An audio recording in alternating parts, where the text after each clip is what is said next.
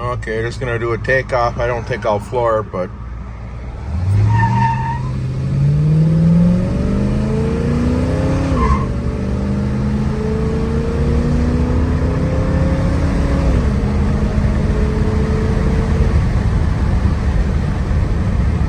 so quiet, so smooth.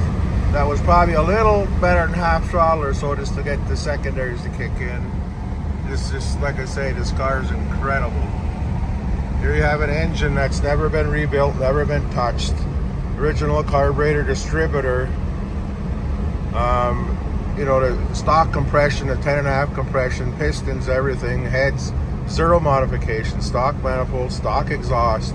And this thing is, it runs better than most of the hopped up 390s I've had in a day.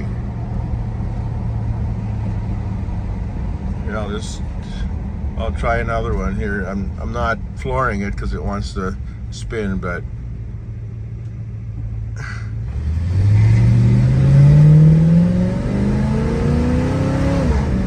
little squawk. I didn't have it too hard down.